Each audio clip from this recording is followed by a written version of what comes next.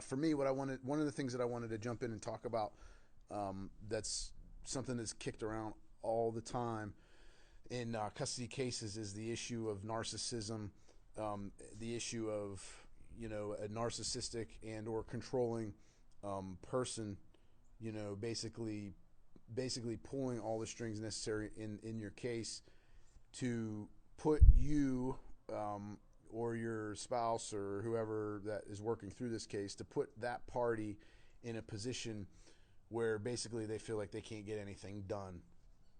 Like the person that has a narcissistic tendencies is controlling everything in the case, everything in the courtroom, everything outside of the courtroom, and the court judge, the attorneys, the staff, everybody seem to be buying what they're selling. And the question always becomes, how do I get around that? How is it possible for me to get around that? And there's a plane going over where I am. I don't know if you guys can hear that or not. But narcissistic behavior, there is not, everybody at one moment or another is some sort of narcissistic behavior. It's a human nature. You guys need to know that to be a quote unquote narcissist, which I don't even like throwing around that term. I'd rather say narcissistic behavior. Believes that they are the only person that matters basically in your custody case, in life in general, in whatever situation they're in. That is the common denominator. It's the person believing and acting as if they are the center of the universe, that they are the center of attention. And what I mean by that is you can obviously have somebody that is very, very deceptive, very controlling, always just looking out for themselves, always looking out what's in the best interest of them, not caring about anything else. And the reason why I say they can act like the victim too is because they can flip. That's a defense mechanism. So what you'll see is you'll see them playing the part that they always play, whether it be the victim or the aggressor. And then if it starts to not work, they'll flip to the other one to get what they want. So let me give you an example. Maybe you have an ex or the other party, maybe it's a grandparent or whoever in the case, who is very aggressive, very controlling, very demeaning, very deceptive. And they do that, and they've done that throughout their life. But the moment that does not work, then they flip. They'll usually flip to like the emotional, the crying, the victim, the how could you do this to me? I can't understand how you can do this to me, and then playing up that part of the victim to the attorney and the judges and everything too. So you'll see a flip flop back and forth. There's like a flip flop, because what it becomes in their mind and in their DNA is basically chaos, because what they're used to doing to get what they want no longer works. And that right there is the key to dealing with someone like that, is to put them not intentionally, not with deception on your end, but with doing all of the things that you're supposed to be doing, reacting the way you're supposed to be reacting, and keeping your mindset the way that it's supposed to be consistently and over the long term. I hope that makes sense. So the only way to really beat a person with narcissistic tendencies is to allow them to beat themselves. And the way that you do that is by you, and it seems so elementary, but it's so freaking true, and it's so hard to do, by doing the right thing in every situation. Oh, yeah, exactly, Kyle. Yep. And then it cycles back and forth. That's the human nature. That's the psychology behind it 100% of the time.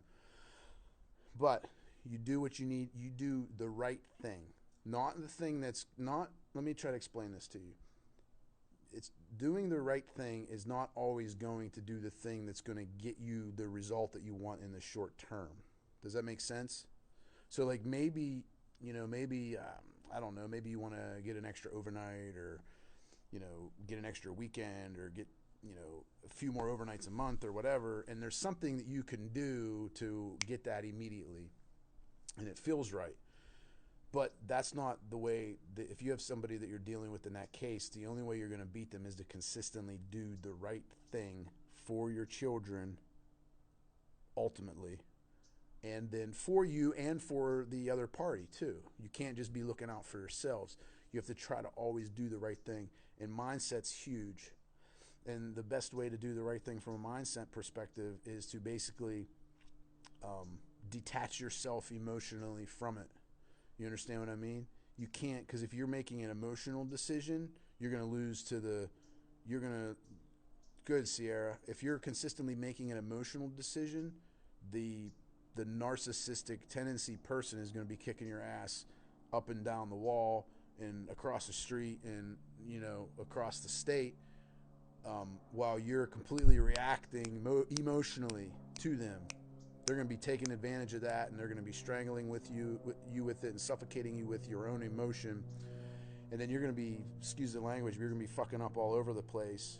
You're going to be fucking up everything in the case. And then that's why the court and other attorneys and everybody believes them over you, is because you get emotionally invested. You start doing stupid shit, and then you ultimately look like the asshole.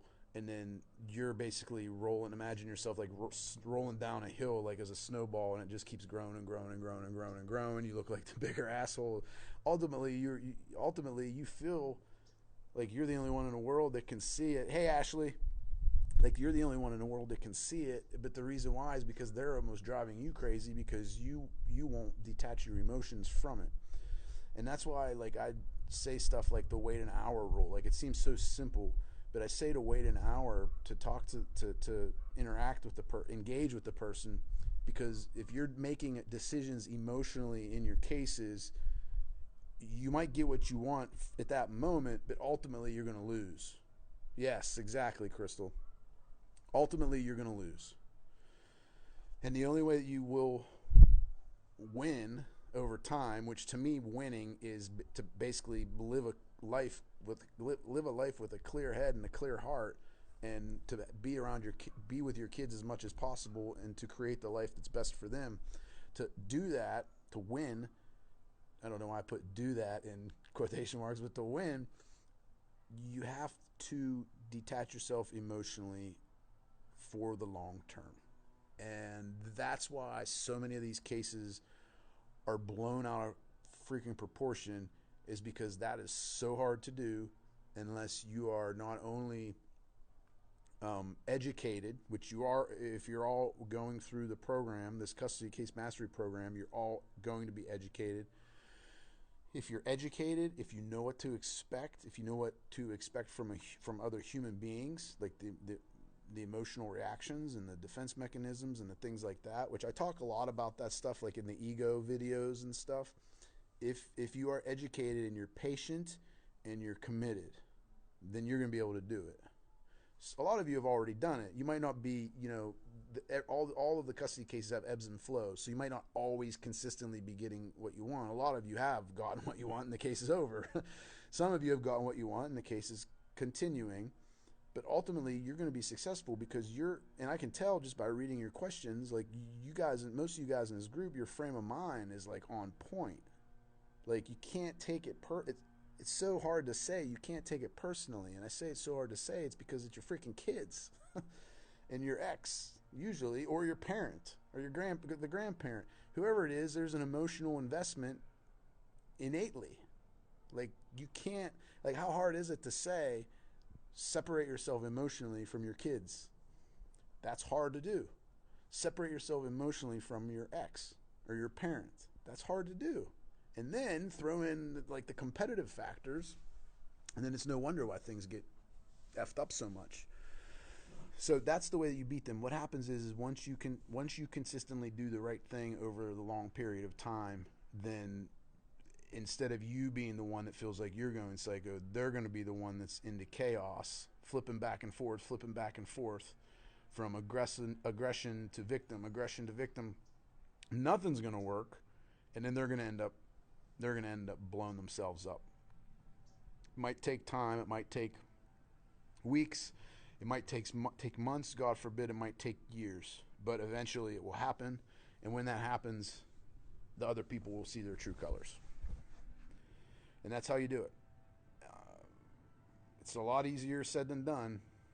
But if you do it and you understand the behavior and you just look at it as a non-emotional being, understanding the behavior and react to it objectively, you're going to win. Hope it makes sense to everybody.